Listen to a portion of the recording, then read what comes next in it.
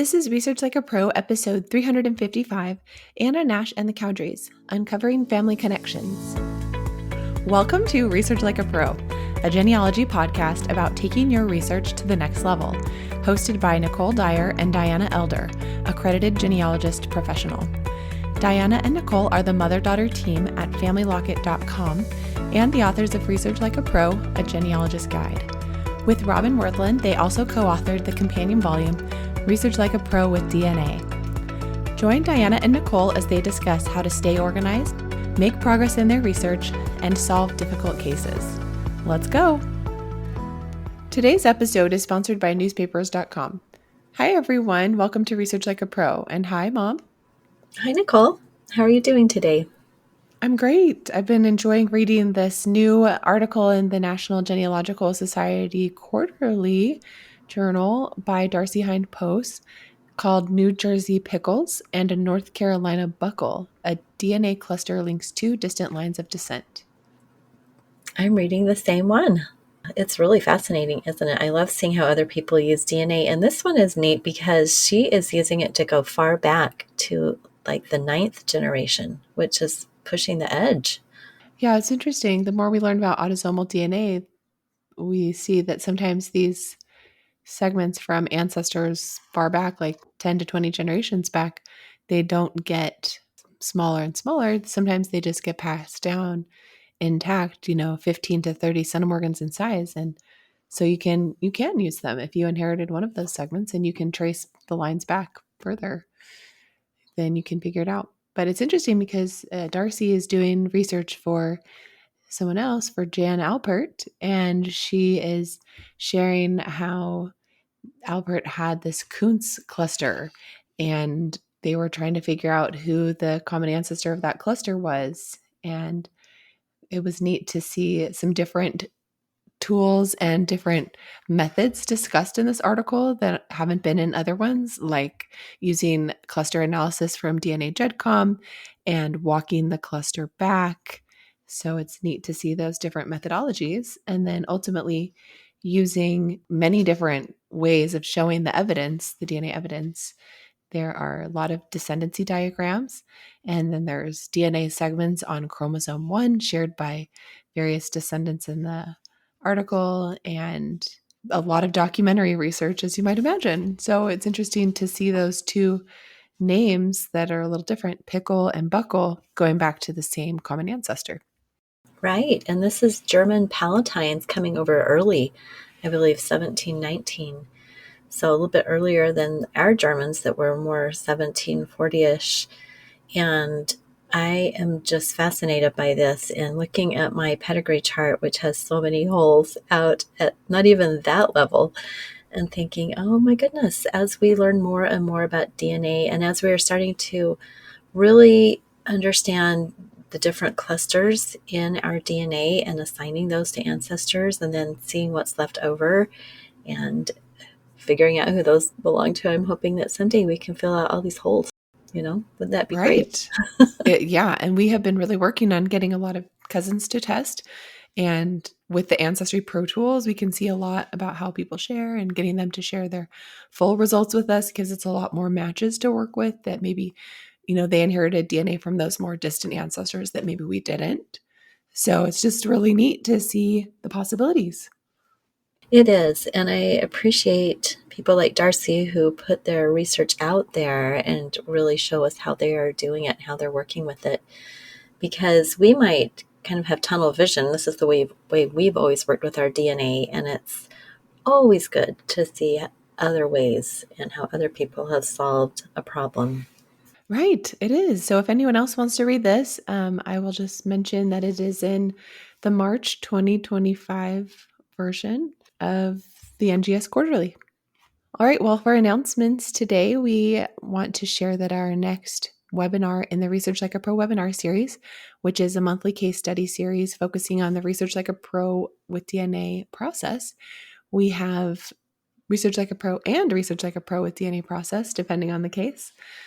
The next one will be on May 17th, and it's Avoiding Assumptions, Tracing a Family in 19th Century London, presented by Jessica Taylor Morgan, who is an accredited genealogist. And This case study is focusing on England and some of the challenges of English genealogical research.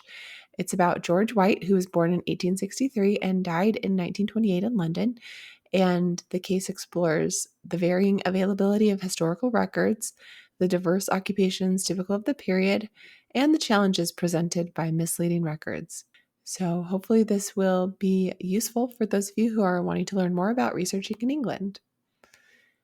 Also, the next Research Like a Pro study group will begin this fall, August 27th, 2025, and registration will begin May 21st. So if you're thinking about joining us, put that date on your calendar to come on and register on May 21st. And if you'd like to help out as a peer group leader, you can receive free registration for the study group. So email us or use our application form to apply. Then, of course, we have our newsletter every Monday. So join that to get a weekly email from us with our new content. And we will be attending the National Genealogical Society Family History Conference May 23rd through the 26th in Louisville, Kentucky. And hopefully, we will see many of you there. Well, today we get to talk about another one of my husband's ancestors, Anna Nash. And I recently discovered a cool connection between her and one of the prominent leaders of the LDS Church, Oliver Cowdery. And I was surprised to find out that my husband's third cousin, 5 times removed, married into the Cowdery family. So this is on the line of my husband's fourth great grandmother, Anna Nash. And Anna was born in Butternuts, Otsego County, New York. And she was born 16 years before her second cousin, Aaron Nash Jackson, had a son named Daniel Jackson, also born in the same town of Butternuts. And this son, Daniel, would grow up to marry Phebe Cowdery, who was Oliver Cowdery's half sister, and they got married in Kirtland, Ohio. So that was kind of a fun connection. So I decided to dive in and explore that connection to see if there were any kind of familial influences going on there with Anna Nash and her husband, perhaps influencing the conversion of Daniel Jackson to be a member of the LDS Church at that time, since they were both from the same town of Butternuts. And so I wanted to explore that. All right, well, let's start off and talk a little bit about Oliver Cowdery and who he was. He was a school teacher lodging in the home of Joseph Smith Sr. and Lucy Mack Smith, and they told Oliver about Joseph, their son's work in translating ancient gold plates, and he was interested in learning more. Oliver went to Harmony, Pennsylvania, where Joseph and Emma were living, and became Joseph's scribe in this translation effort. And several of the sections of the Doctrine and Covenants are revelations directed at him, including sections 6, 8, and 9. And later on in his history, he was excommunicated from the Church of Jesus Christ of Latter-day Saints because he disagreed with church leaders at the time over financial affairs in 1838. But he was readmitted in 1848 at Canesville, which later became known as Council Bluffs in Pottawatomie County, Iowa. Oliver's health declined, and although he wanted to travel to Utah with the other saints who were making that westward migration, he died in 1850 before he could make it there. He has no living descendants. He married Elizabeth Ann Whitmer, and they had 6 children, but only Maria Louise Cowdery lived past childhood. And Elizabeth and Maria, his wife and daughter who survived, died in 1892 and were buried together. That was so interesting when I researched Oliver to learn about his life, because a lot of these early leaders of our church, they had a lot of descendants, but Oliver doesn't have any, no living descendants. And it was also interesting to hear about how influential he was at the beginning of the church when he was Joseph's scribe, but then when he disagreed about management of the church, financial affairs, he left for a while, but he came back and wanted to be a member again in 1848. So right before he died. And it seems like he never really changed his beliefs, but he just didn't agree with how the church was being run. So that was interesting to learn about.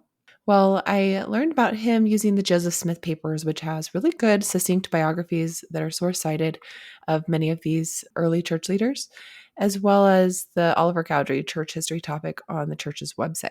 which had a little bit more of an expanded biography about him. So that was helpful.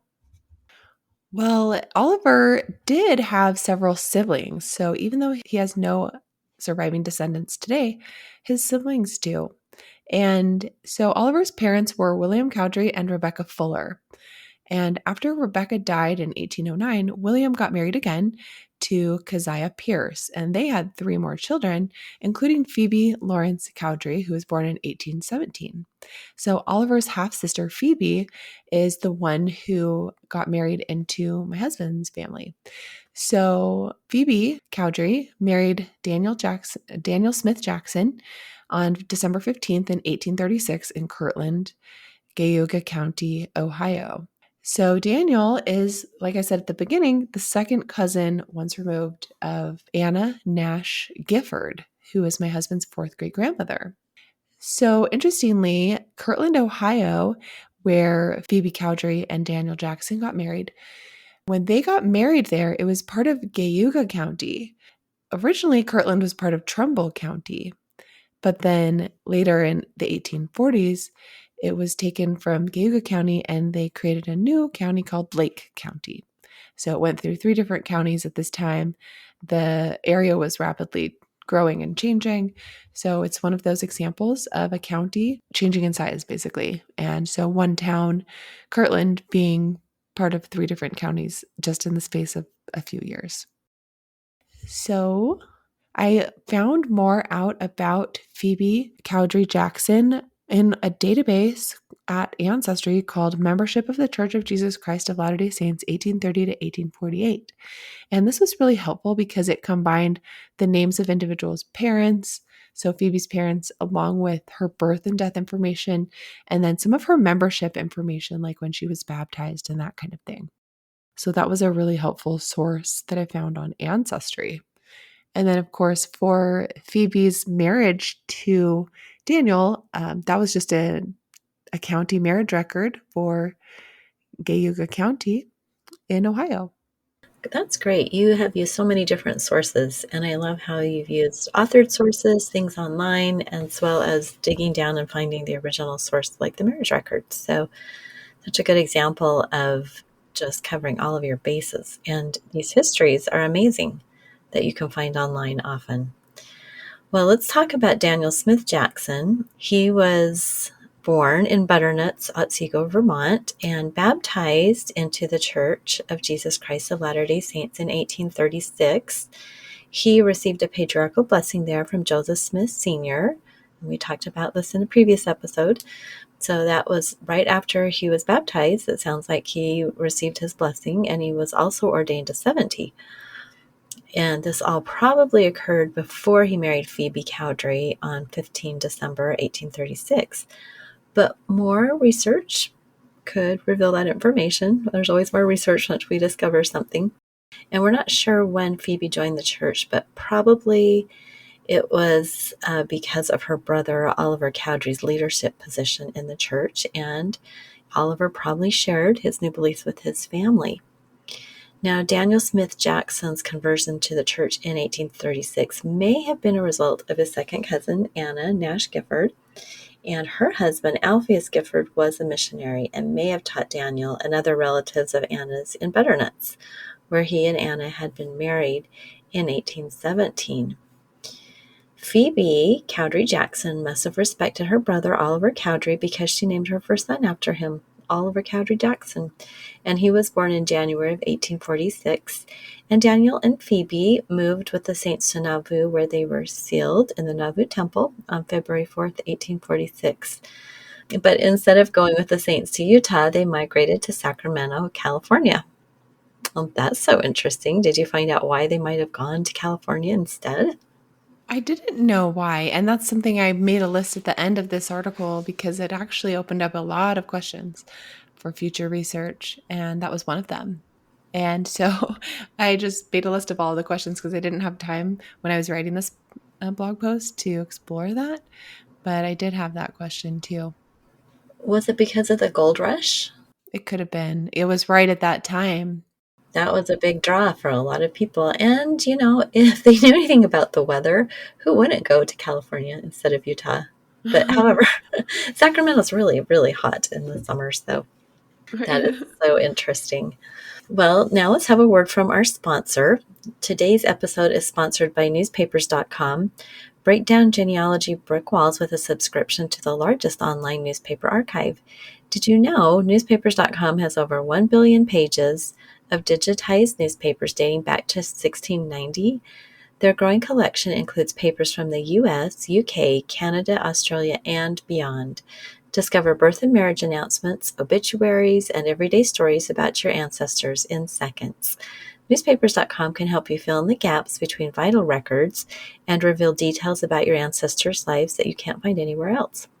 Their easy-to-use search feature lets you filter your results by date, location, specific paper, and more. When you find something interesting, newspapers.com makes it a snap to share it with family and friends. You can even save it directly to your ancestry tree. Come explore 1 billion pages and make infinite discoveries today on newspapers.com. Use promo code FamilyLocket for a 20% discount on your subscription. Well, let's talk a little bit now about Anna's background. And the common ancestor is between your husband's line, Nicole, and Daniel Jackson Smith is Abraham Nash and Rhoda Keeler, and they had a daughter named Rhoda Nash. She married Azor Nash, her first cousin, and they named one of their sons Azor Nash Jr., and he married Lucy Shaw, and they were the parents of Anna Nash. She was born February 17th, 1800 in Butternuts, Otsego County, New York. And Anna married Alpheus Gifford on April 27th in Butternuts. Alpheus was a Methodist minister who began preaching at age 18, yet in 1831 he heard missionaries from the Church of Jesus Christ of Latter-day Saints and was baptized. And Anna was probably also baptized about this time. So it looks like you learned quite a bit about her from Memories on Family Search, which is one of my favorite sources to go see what someone has written. And this was written by her great-great-granddaughter. So it's an authored source, but it gives us some details we wouldn't have had otherwise. Right, yes, and I love the memories section of Family Search because this includes a lot of unique stories that we wouldn't probably have any other way than by being passed down through family memory. One of them is the story of Anna Nash and the snake. And that's the story that was recorded by the great great granddaughter. And so she was kind of giving some background on the family before she launched into the snake story, which I'll tell you about in a minute. But I also cited that story to say that Anna Nash was probably baptized about the time that Alpheus was. And I find it interesting that in this blog article, I could not find any record of Anna Nash's baptism or Phebe Cowdery. And I just had to kind of assume that they occurred around the same time as their husbands because it wasn't recorded in the sources I was looking at. So that's something I want to do future research on is to see if I can find those. I would just like to know if it was recorded, and it made me wonder if sometimes a wife's baptism was just kind of lumped in with her husband. But I do know that sometimes a wife and a husband would get baptized at different times, just depending on when they were ready. So I don't know. Hmm. And those baptismal records are usually pretty good and pretty thorough. So I would imagine with some digging, you might be able to find both of those. Yeah, there are some cases where you can't find anything, and the baptism will be cited to like a missionary's journal where he records that someone was baptized.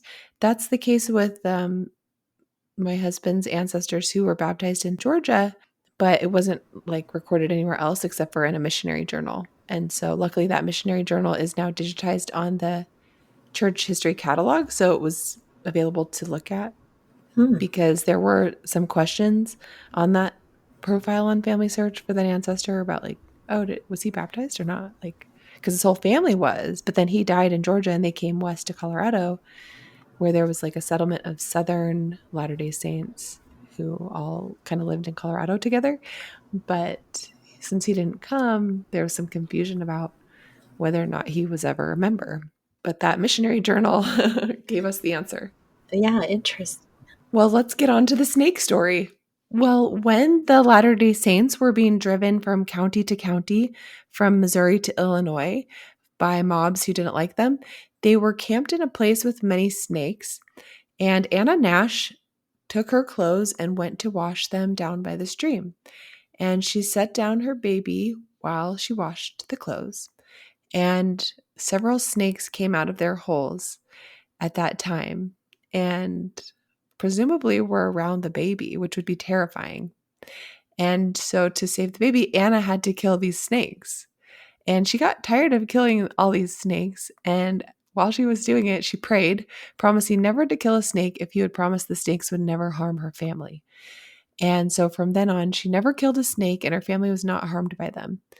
Well, several years later, Anna in Utah had to remember this promise to not ever kill a snake again because she saw her children sleeping and a huge snake was lying between two of her children. And that would be just awful. I would be so terrified. Well, she was also terrified, but she remembered her promise. And without waking up her children, she shook her finger at the snake and whispered to the snake to go away. And then the snake left the room. So that is a story that has been passed down through the generations by Anna Nash's descendants. And it was committed to paper by her great great granddaughter, Annie Matheson, whose relative uploaded it to Family Search Memories. Well, I can see why that story got passed down because that's a pretty intense story. I don't think anyone really likes snakes. Actually, maybe some people do like snakes, but But not wild ones. I don't really like When you snakes. don't know what they are, they're in between your children. Yeah. Oh, I don't like killing snakes either. I've done that a couple times out in my yard, but I hate it. Mhm. So that's an awesome story. I love that. And that's so fun that that got passed down and written up and shared on Family Search for everyone to see. Well, what happened to this family? Alpheus died December 25th, 1841, and Anna Nash Gifford decided to go with the Saints to the Salt Lake Valley with her son Samuel Kendall Gifford, and she died on September 5th, 1879, at the age of 79. So, wow, she had a long life and saw a lot of things in her life. Yeah, I thought it was interesting that her husband Alpheus passed away, and as was the case with many of these older women, they didn't want to go travel across the plains to Utah alone, so they would go with one of their children. So she ended up going with her son Samuel, and so that made sense that she would group in with her kids. Oh, for sure. Well, several of the research ideas that I had, I listed at the end of this blog post. So some of them were to determine when Anna Nash Gifford was baptized, which I think was probably around 1831 when Alpheus Gifford was baptized, and then learn whether it was possible that Anna Nash knew her second cousin, Daniel Smith Jackson, who ended up marrying Phebe Cowdery while living in Butternuts. And it seems likely that since Anna was born in Butternuts in 1800 and then got married there when she was 17 in 1817, that it seems likely that she knew her cousin Daniel because he was born there in 1816. So maybe she knew him as a baby, and it would have been her second cousin who had the child. So I think about myself, I know some of my second cousins, but only a couple because we lived in the same area. So because she lived in the same area with her second cousins, maybe she did know them. And another thing I wanted to learn about was when Phebe Lawrence Cowdery was baptized. And she was in Kirtland in 1836, and that's where she got married to Daniel Jackson, Phoebe's cousin. And so he was baptized in 1836, but I couldn't find her baptism date. And then I also want to know the date of Daniel's baptism. I just have 1836. I don't have the date. Was it before or after his marriage to Phoebe Cowdery? I'd like to know that. And then I wanted to know also about the migration of Phoebe and Daniel to Kirtland and then on to Sacramento, California. I wanted to kind of figure out like how did they go when they migrated west? Did they join a wagon train? There weren't trains at that time yet, so they would have had to go by wagon when they moved to Sacramento. And when the church members were going to Utah, they were organized into a group of wagon trains and things. So I wondered if maybe they originally started out with a Utah-bound wagon train and then maybe continued on to California. I don't know. So that's another idea for future research. Yeah, those are all really good ideas. And that can be kind of tricky, finding any kind of a record of the wagon trains that go on to California.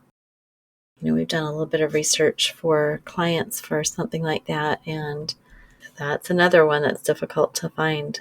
So that'll be interesting to see if you can figure that out. Yeah, maybe someday. But with the journals of people that kept journals that remain, a lot of those are cited in the Utah migration database. I can't remember exactly what it's called, Overland Travel Database or something like that, where you can look up people by which wagon train they were part of, which pioneer company, and then it has links to original sources like diaries and newspaper articles that mention that wagon group and like what people were part of it. So it has pretty good records. It's pretty well source cited. So since they probably weren't listed in there, or else I would have found it, maybe they went separately to Sacramento. Right. There you go. Some negative evidence. Yeah, I'd have to research that more thoroughly, but yeah. Yeah. See if you could really use that. All right. Well, this has been a fun episode. It's always so fun to see how we can really make some great discoveries from all the sources that are available to us now online. And all of these sources that you used, you just accessed from your home. You didn't have to go anywhere or do anything, just get on your computer, which is amazing. And so many things now that we can do to write these little stories and do these little snippets for our ancestors. Well, thanks for writing this, and thanks everyone for listening. We hope something you heard today helps you make more discoveries on your own family, and we will talk to you next time. Bye-bye. Bye. Thank you for listening. We hope that something you heard today will help you make progress in your research. If you want to learn more, purchase our books, Research Like a Pro and Research Like a Pro with DNA on Amazon.com and other booksellers. You can also register for our online courses or study groups of the same names. Learn more at familylocket.com/services. To share your progress and ask questions, join our private Facebook group by sending us your book receipt or joining our courses. To get updates in your email inbox each Monday, subscribe to our newsletter at familylocket.com/newsletter. Please subscribe, rate, and review our podcast. We read each review and are so thankful for them. We hope you'll start now to research like a pro.